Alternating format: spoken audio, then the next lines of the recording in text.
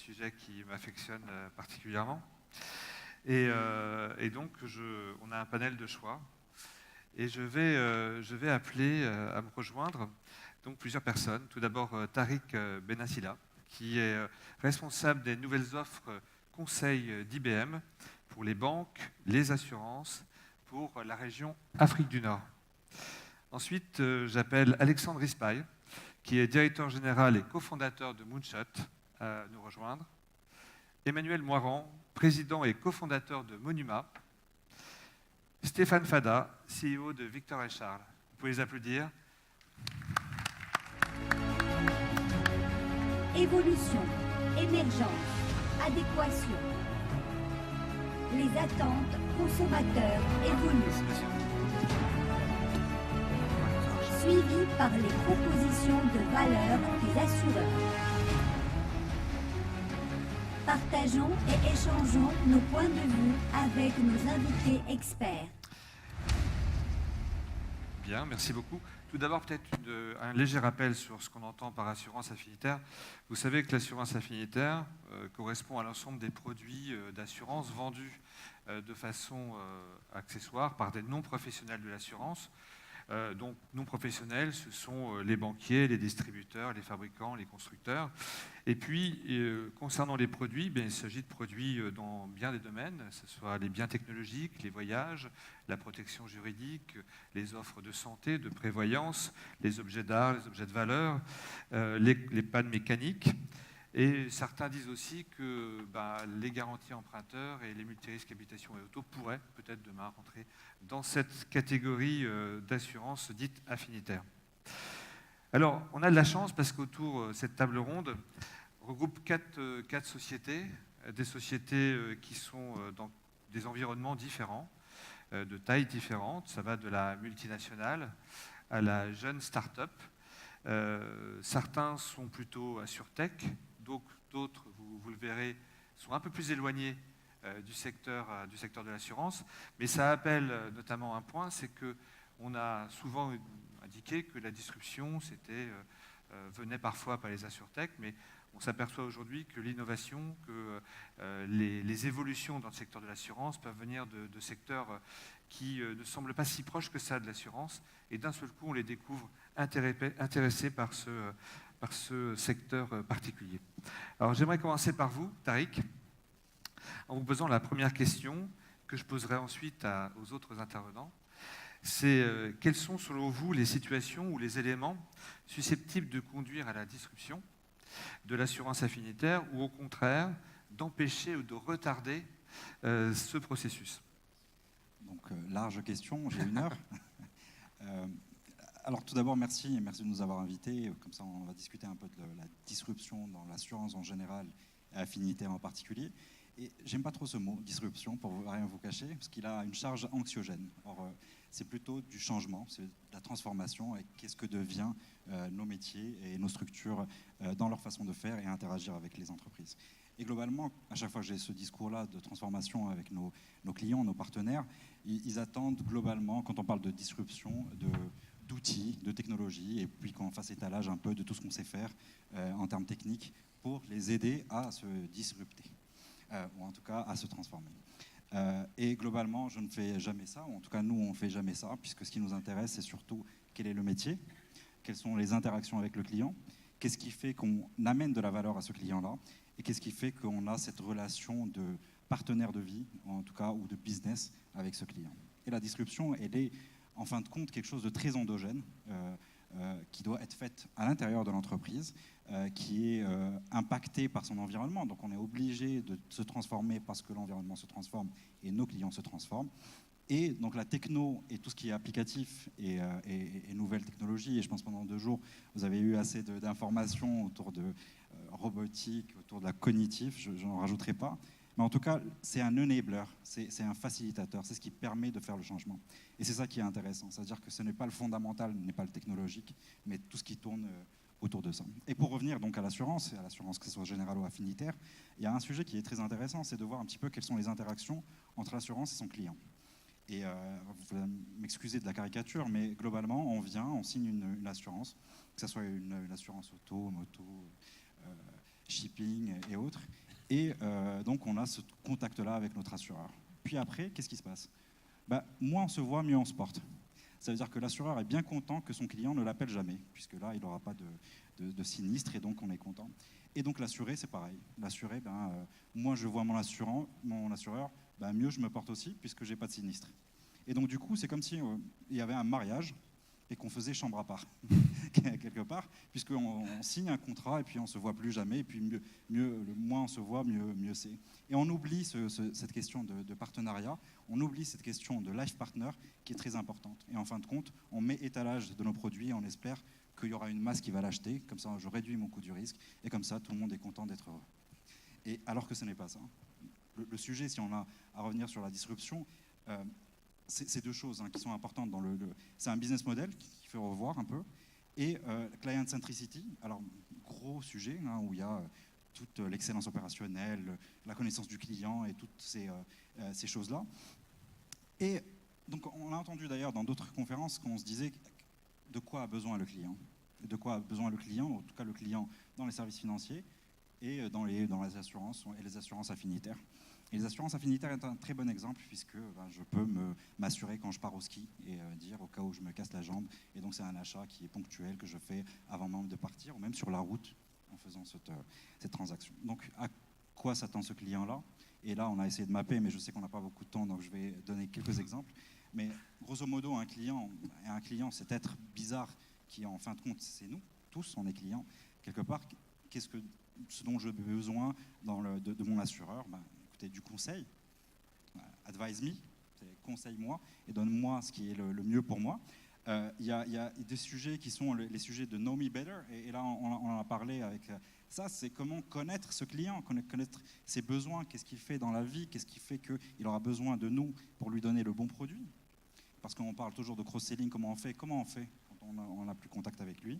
Et puis il y a des ask me, demandez-moi ce dont j'ai besoin, que je puisse m'exprimer et donc choisir ce que j'ai, mais il y en a plein. Et puis il y a deux qui sont très importants, c'est stick with me, c'est-à-dire rester avec moi, aidez-moi quand il y a des problèmes, et c'est là où il en est. C'est ce qui fait l'image d'ailleurs de l'assurance. Malheureusement, l'assurance, l'image n'est que l'image des gens qui sont sinistrés.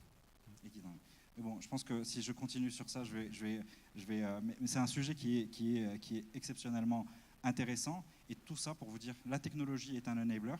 Il faut revoir la disruption, c'est le métier et comment on va le faciliter, comment on va le restructurer d'intérieur avec un seul objectif, c'est cet être qui nous paye en fin de compte, notre client, qui nous ramène cette richesse-là, comment le servir, comment voir quels sont ses parcours, comment voir ce dont il a besoin, comment voir dans mon panel de produits ce que je peux lui offrir au bon moment avec le bon média. Merci Tariq. Stéphane Fadard, je parlais tout à l'heure de sociétés qui étaient parfois un peu éloignées de l'assurance. Je crois que c'est le cas de Victor et Charles. Cette question, comment y répondre? Alors moi, je trouve ça très intéressant parce que je vais vous faire une confidence. Je ne suis pas dans l'assurance, je ne connais pas tellement l'assurance. Et pendant 2 jours, en tout cas, je connais un peu mieux l'assurance. Par contre, ce que je sais, c'est que je connais mes clients. Et pour tout secteur confondu, moi, Victor & Charles est plutôt spécialisé dans l'hospitality, dans la connaissance client à travers l'intelligence artificielle. Et ce qui est vraiment important, tout secteur confondu, parce qu'on parle de customer centrics, on parle de besoins, on parle de fidélisation, on parle d'hyper-personnalisation, on parle de mettre l'humain dans un contact humain, super. Mais sans connaissance, comment on fait? Et c'est là tout l'enjeu de l'assurance et de l'innovation dans l'assurance. C'est que derrière, si vous n'avez pas cette connaissance actualisée, non transactionnelle ou historisée, vous ne pouvez pas être dans cette hyper-personnalisation. Vous ne pouvez pas être dans cette approche d'exigence client. Parce qu'aujourd'hui, le client cherche des services. Services dans un avion, services dans un hôtel. Et aujourd'hui, service aussi dans l'assurance. Aujourd'hui, un client se sent une notion du coût humain. Alors c'est vrai, vous allez dire, compliqué d'industrialiser le coût humain. L'intelligence artificielle sert aussi à ça. L'humain sert à ça. On parle souvent d'intelligence augmentée. C'est pour ça qu'il faut vraiment remettre cette notion de customer centric avec cette connaissance client. Désolé donc de ne pas être un expert de l'assurance, mais par contre, je suis un expert de la connaissance client. Alors juste un point, parce qu'il ne l'a pas cité, c'est que Victor Richard est expert dans le domaine du luxe, de l'hôtellerie, du voyage et dans bien d'autres domaines. Donc c'est quand même intéressant parce que c'est quand même des univers où la notion de client est quand même particulièrement présente. Ça rentre dans l'ADN. Et je pense que dans le cadre de la disruption de notre secteur, ce qui est important, c'est de revenir peut-être à une image de marque du secteur, de nos sociétés, pour qu'elles apparaissent dans les sociétés que les consommateurs ont envie de solliciter. Alexandre Ispal, donc là on se rapproche de l'assurance, même très très près. Par rapport à la question que j'ai posée, comment y répondre? Concrètement, je crois que quand on parle de disruption, on parle de changement des règles du jeu. Alors, on l'a tous constaté dans nos vies, avec Netflix qui a transformé l'accès au film, avec l'accès à la demande illimité, avec des applications également musicales. Et qu'est-ce qui fait que dans l'assurance, ça n'a pas été fait? La technologie est présente. Et finalement, si on revient sur les fondamentaux, les besoins du client sont les mêmes, qu'on soit dans l'assurance ou qu'on soit finalement consommateur d'entertainment. Alors, au final, nous, on est parti un petit peu de cette réflexion-là autour de Moonshot Internet, qui est une assurtech donc dédiée à tous les e-commerçants. Et on s'est dit, il y a la technologie qui permet de faire des produits rapidement avec de l'exécution. Il y a la possibilité de régler les sinistres en temps réel, en smart contract, avec ou sans blockchain. Et donc, finalement, ce qui va changer les règles du jeu, c'est tout simplement de s'adapter encore plus aux besoins des clients en utilisant finalement les ressources de notre métier et des nouvelles technologies qui apparaissent. Et c'est tout ça qu'on souhaite faire. Et c'est pour ça que pour moi, la disruption, finalement, c'est s'adapter aux besoins clients avec les nouvelles technologies. Et donc la réactivité, Moonshot, c'est capacité en quelques dizaines de jours de créer un contrat d'assurance. Alors, on a un cas concret, enfin 2 cas concrets. Je laisserai Emmanuel parler du second qu'on va faire ensemble. Mais le premier cas concret, c'est effectivement en partant de zéro, pas d'idée sur un produit. On fait en 1 mois donc travaux d'idéation avec un partenaire. On le simplifie en assurance. Et 2 mois plus tard, après cet atelier d'idéation, le produit est sur le marché. Donc, on s'engage à faire des produits au maximum 90 jours. Emmanuel Marant, donc là on est sur l'autre partie, parfois jugée comme étant anxiogène, c'est la partie sinistre, expertise, on parlait de fraude tout à l'heure, donc c'est des éléments qui sont présents. Cette partie un peu terminale de relation privilégiée avec le client, qui peut se passer bien ou mal, mais ça se prépare. Comment Monuma prévoit les choses, voit les choses et répond à la question posée. Alors tout simplement, si on fait un peu la quadrature du cercle, on est parti de la connaissance du client qui doit être de plus en plus fine. On est passé par le contrat d'assurance qui est adaptatif et qui est capable de se créer rapidement. Il manque une dernière chose pour que le système innovant fonctionne et qu'on soit en disruption, c'est que le tiers de confiance soit présent. Donc il faut que ce tiers de confiance, finalement, il garantisse l'ensemble du système pour créer une garantie pleine et entière pour ce système. Donc nous, l'idée qu'on a eue, c'était de créer un tiers de confiance numérique.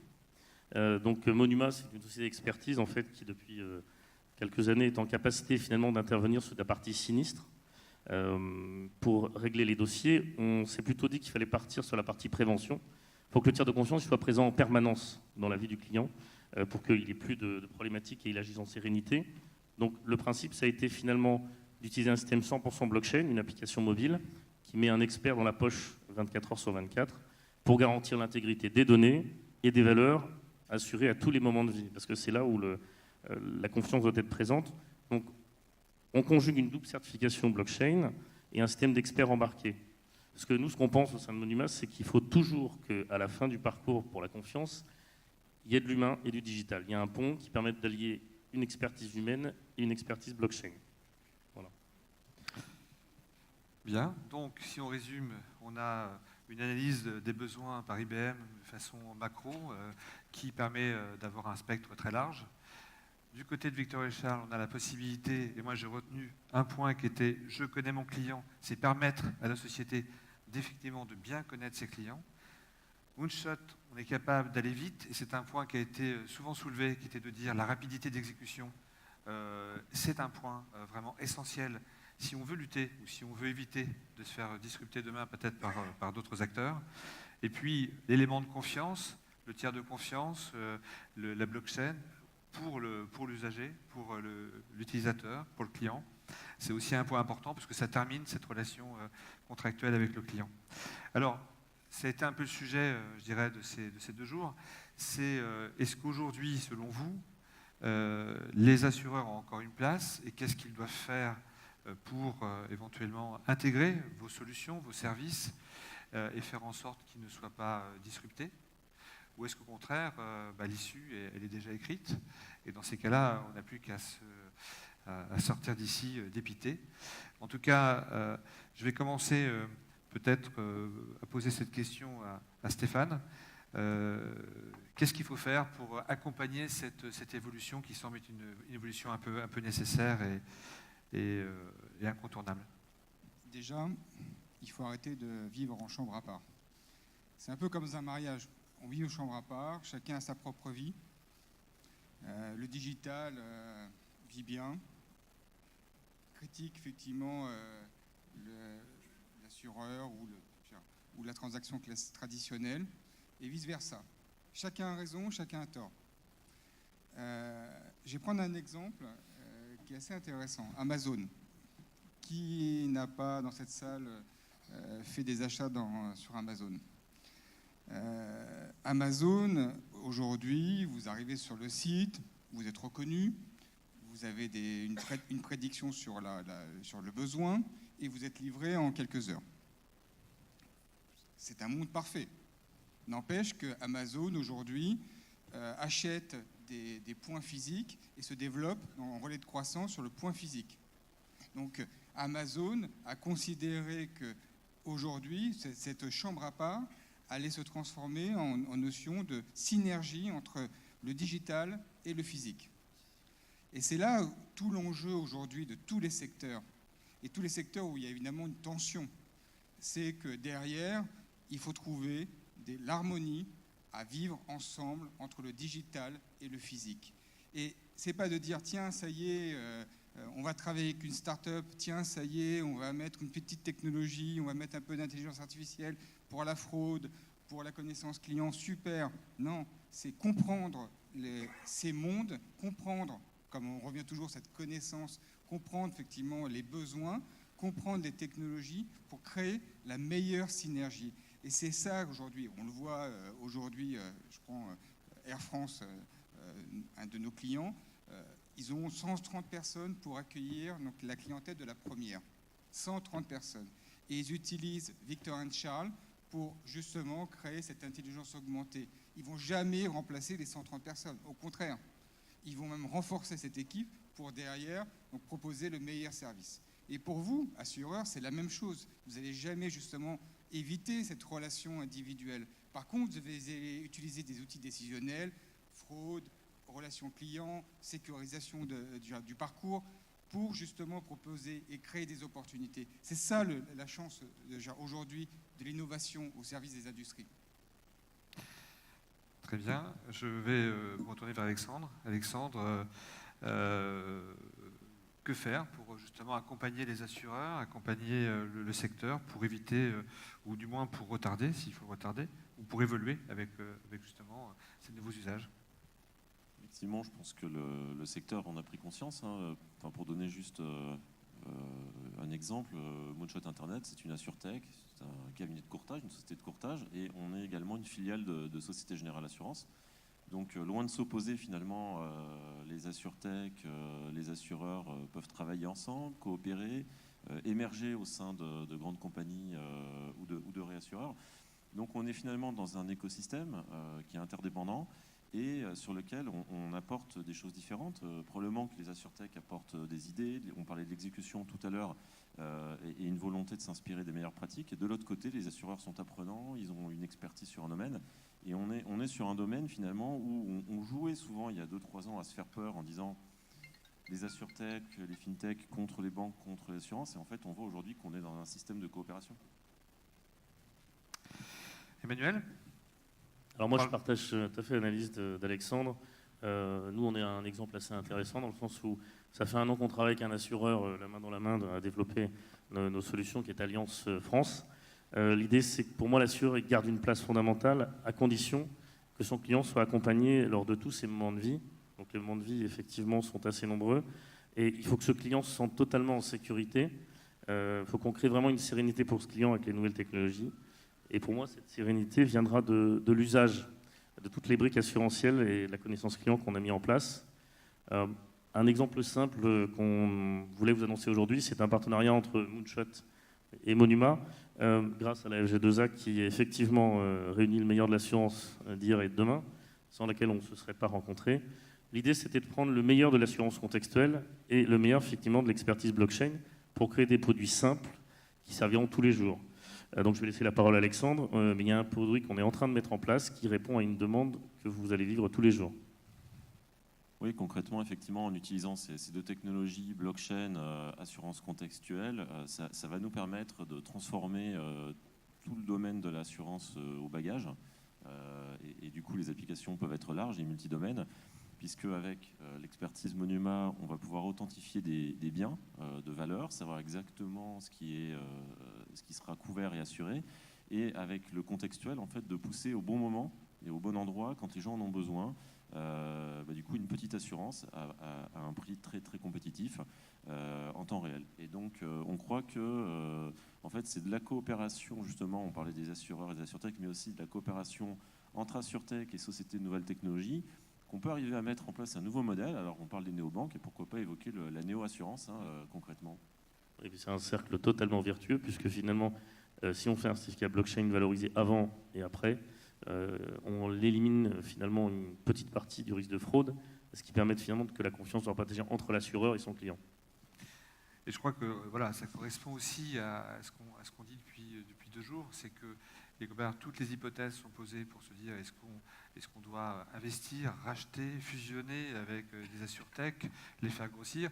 La solution, enfin le but final, c'est quand même de changer l'image de marque, parce qu'on est quand même dans un secteur qui pâtit un peu d'une image qui n'est pas à la hauteur des services rendus à la population. Donc quelque part, il faut changer cette image, faire en sorte que peut-être demain, on soit dans le top 50 des marques au niveau mondial, au niveau de notoriété, pas simplement au niveau business. Et donc, je pense que ça peut passer effectivement aussi, passer partenariat. Donc la fédération, comme ça a été cité, peut être un accélérateur et aider les structures à se rencontrer, à discuter et à toujours mieux servir le client. J'avais une dernière question pour Tariq, qui est présent, et on a la chance d'avoir quelqu'un qui connaît bien l'Afrique du Nord.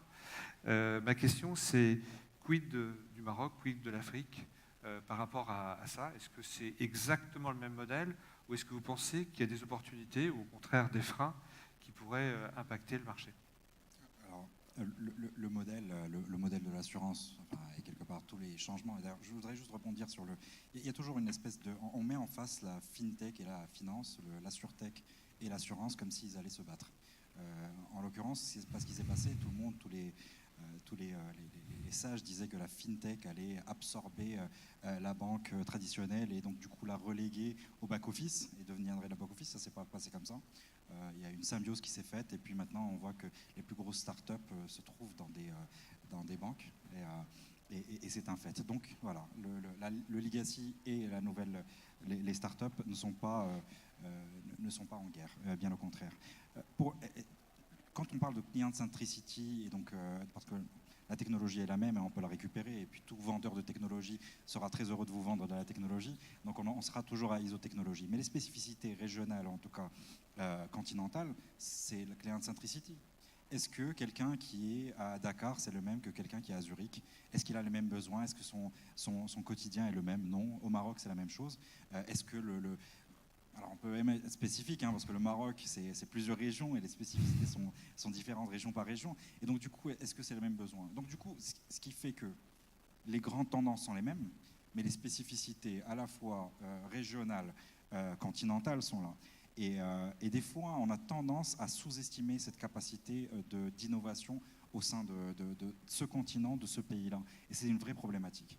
Parce qu'on ne le sait pas, mais ce continent bouillonne d'idées. Quand on est en train de chercher des bonnes idées ou des idées d'innovation. Enfin, très franchement, allez juste taper innovation Afrique, les 15 meilleures innovations, et vous allez voir des choses magnifiques. Magnifiques, et pas des choses basiques, parce qu'à chaque fois on nous parle de la fameuse pompe à eau qui va sortir, et puis non, il y a des gens qui travaillent au fait sur des neurones qui sont dans des chips et qui sont intégrés, des neurones vivantes de mouse, de souris. Il y a des gens qui travaillent sur des sujets qui sont vraiment en avance par rapport au healthcare. Maintenant, il y a des tablettes dans des pays, je pense que c'était au Cameroun, ils ont inventé des tablettes qui monitorent les problématiques cardiaques et donc qui les structurent et qui les internent dans un serveur global. Et là, on serait, nous, heureux, IBM, d'intégrer ça pour traiter en masse et avoir vraiment tout ce qui est healthcare, technologie, cognitive technologie et des choses comme ça. L'Afrique du Sud, c'est pareil, ils utilisent la VR, donc tout ce qui est virtual reality, pour former les gens qui vont travailler dans la mine. Je pense pas que c'est fait. Il y a énormément de choses. Enfin, très sincèrement, allez voir, parce que c'est exceptionnel. En Ouganda, il y a quelqu'un qui a inventé aussi une chest vest pour la pneumonie et pour traiter les enfants qui sont en pneumonie. Il y a 16% d'enfants qui sont morts, qui meurent de ça. Donc on bouillonne de ça. On bouillonne de ça. Et puis, si je peux me permettre, l'exemple le plus typique, le M-Payment. Alors le M-Payment, quand on nous parle de cette innovation extraordinaire qu'on est en train de voir un peu partout, moi je me rappelle quand ça s'était complètement planté à Strasbourg. Et c'est au Kenya qu'ils l'ont fait, et puis en Afrique du Sud. Et puis maintenant, on est en train de travailler dessus au Maroc, et ça va venir très bientôt, je pense à la fin de l'année. Toutes les banques maintenant sont déjà en train de parler de M-Payment. Donc c'est quelque chose qui a plutôt commencé en Afrique, parce que l'utilité, parce que le cas d'usage, parce que le client en a besoin, parce que quelque part on peut innover comme on veut. C'est pour ça qu'il ne faut pas se figer sur la technologie. Le cas d'usage, le client. Après, la technologie enablera ça, facilitera ça et permettra de le faire. Si on se dit qu'est-ce que la blockchain va faire pour nous, on a déjà... J'ai trop parlé, alors on m'a coupé le micro. Il faut que je m'arrête. Mais en tout cas, voilà, comme vous l'avez compris, c'est quelque chose qui tient à cœur. Je pense qu'après plusieurs pays, et quand je reviens et que j'en suis revenu au Maroc, je pense que les exemples de l'Ouganda, d'Afrique du Sud, de Cameroun, j'attends à ce qu'il y ait encore plus. Et nous, dans notre société IBM, on est là pour ça. On travaille avec Technopark, on travaille avec tous les gens de bonne volonté qui veulent bien pousser un peu ce plafond de verre psychologique. Hein. Personne ne le met. Hein. C'est à nous de le casser. Voilà. C'est quand même agréable de voir cet optimisme et cette joie. Et qui est une réalité. Et c'est vrai que pour finir sur la partie besoin, c'est exactement ça. Essayer de développer quelque chose dont les consommateurs n'ont pas besoin. Il est certain que ça ne marchera pas. Il ne faut pas considérer que nos clients sont stupides et qu'ils absorbent tout ce qu'on leur donne. Il faut vraiment suivre ça. Il faut les accompagner et leur fournir rapidement ce qu'ils attendent. Et peut-être qu'on évitera la disruption par d'autres. Messieurs, merci beaucoup. Merci de nous avoir permis de réunir ce panel. Merci à la Fédération marocaine et à très bientôt. Merci.